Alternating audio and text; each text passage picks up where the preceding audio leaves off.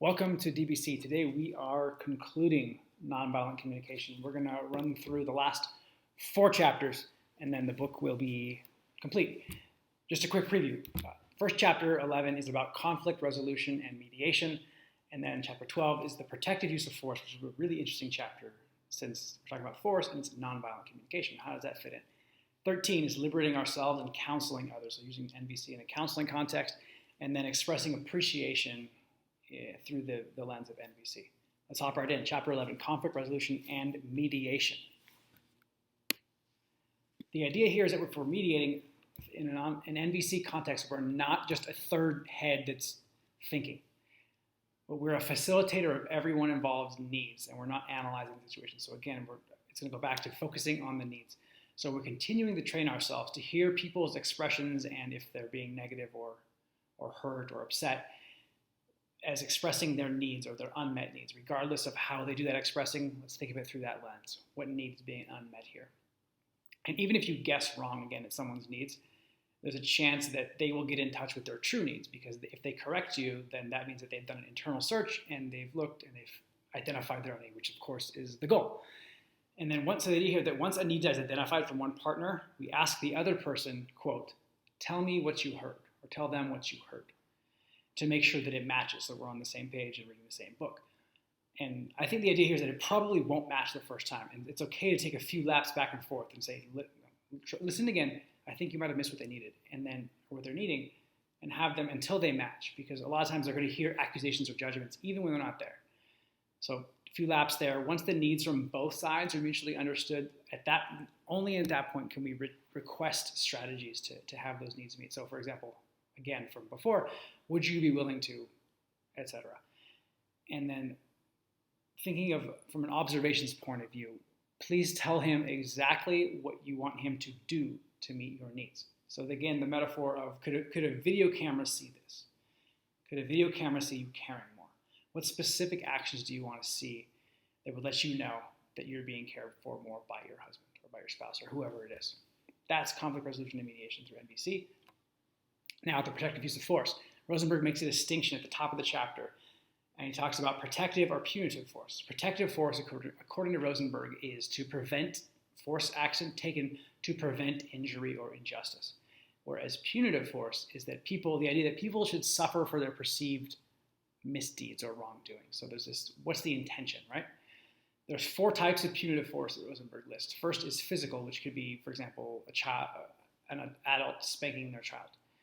And quick side note, he talks about the fear of corporal punishment will obscure children's awareness of the compassion that's behind their parents' demands, and it sort of externalizes what's going on and leads them in a wrong way. We'll return to that in just a sec.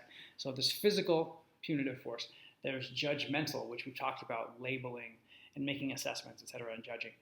There's privilege revoking, which is another popular one with children. And then there's a withdrawal of caring or respect, which is really psychologically can be damaging to people. And so the idea here is that this is effective. Punitive force is effective, is what people will say. It is effective. So what Rosenberg has to say against that is that there are limits to punishment. And he would suggest that we ask 2 questions when we're talking about punitive force. What do you want this person to do, first of all?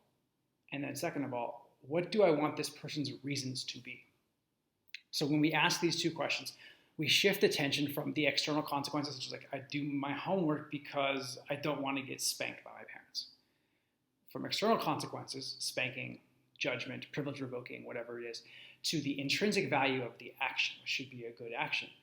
As opposed to, through punitive force, we have the opposite there. So again, it's the intrinsic value of the action. And so, chapter 13, liberating ourselves and counseling others in an NVC context. So Rosenberg has this interesting theory of language/cultural programming that he reveals, which is a little out there. But what he says is that, quote, we have inherited a language that served kings and powerful elites in domination societies, unquote. So the idea here is that we need to increase our own literacy of our own needs and our ability to get in touch with them. So that quote that he says there seems a bit judgmental and against what he's really looking to do in this book. We've inherited a language that served kings and these powerful elite bad guys up there in domination societies.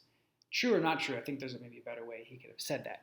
And then again, so this idea that the 4 steps or processes in nonviolent communication, which is observation, identification of emotions, connecting those emotions to needs, and then making a request. All 4 of those steps, they heighten our awareness of cultural conditioning that influences us at any given moment. And there's sort of a mindfulness of emotions and bodyfulness of what's going on in the body that I believe is true and is there. And this is the idea of self-liberation, is that once we realize that, we can get out of it. Now, a word on NVC in the counseling process. It was a bit controversial, Rosenberg says, when he first started doing this over 35 years ago, maybe 40 years now. And then this is the idea of being fully oneself in a client-therapist relationship. That idea is no longer considered controversial or heretical, if you will. And I'm not a clinician, so this is a bit above my pay grade at this point. But he mentions a few questions to ask when in a client counselor situation, which is that, what is this person feeling? What are they needing? So again, this is no surprise to NVC. How am I feeling in response to this person? And what needs of mine are behind my feelings? So internal to yourself as a counselor. And what action or decision would I request this person to, in the belief that it would enable them to live more happily? Now, I'm not sure, he doesn't say if he's saying, should a counselor share their needs and their feelings with their clients? That's an interesting question, which I don't have the experience to answer. But if any clinicians watching this, please comment below and let me know what you think about that idea. Chapter 14, the final one, which is really cool. 2 quick things on it and we're done. Expressing appreciation in a nonviolent communication context. So typical appreciation is expressed, for example, you did a great job on your report.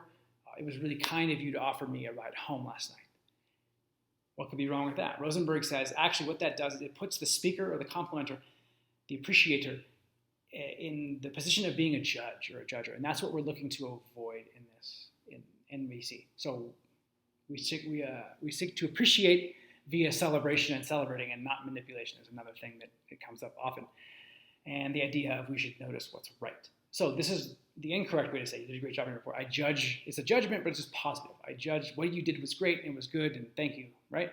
So here's the format that Rosenberg proposes. He says, when you did X, I felt Y because I want or need Z. So for example, Matt, when you said these 2 points here in your speech, I felt really hopeful because I've been searching for a way to connect better with my son, and that's so important for me. So when you did these 2 points, I felt very hopeful because I've been searching for a way to connect better with my son, and that's so important to me. So when you did X, I felt Y because I'm interested, I want Z. So that's how we give appreciation, and of course, NVC, how do we receive it when someone compliments us? Rosenberg notes that there's sort of 2 extremes that are commonly given, and there's a common response to that is. One is superiority, which is someone compliments us or gives appreciation, and we feel better than them. So we distance ourselves, and there's like a nice little ego puff from that, right? Obviously, we want to avoid that. And there's also false humility, which is where you sort of slough off the compliment. Oh, no, that speech was nothing. That's just, it doesn't even, no, it's fine. He doesn't say this metaphor, but I like this idea of if appreciation or compliment is a gift someone's giving you. Imagine someone giving you a gift and you saying, oh, no, I don't want that. No, I don't need that. No, it's okay. It's like, no, like receive the gift. And what he says is we should celebrate along with the person. Hey, awesome, I'm really glad that thank you for saying that. And I'm really glad it makes me feel good because I have a need to share these things that I've found with other people so that the world can be a better place and celebrate along with them. I'm so excited for you to have a better relationship with your son because I know how important that must be for you. Boom, so the middle ground in there, that's how we receive appreciation from NVC. That's the end of the book. Awesome book. There's a lot more in there that we didn't cover in the video, so if you like it, if you like what you've seen here, pick it up. Highly recommend it.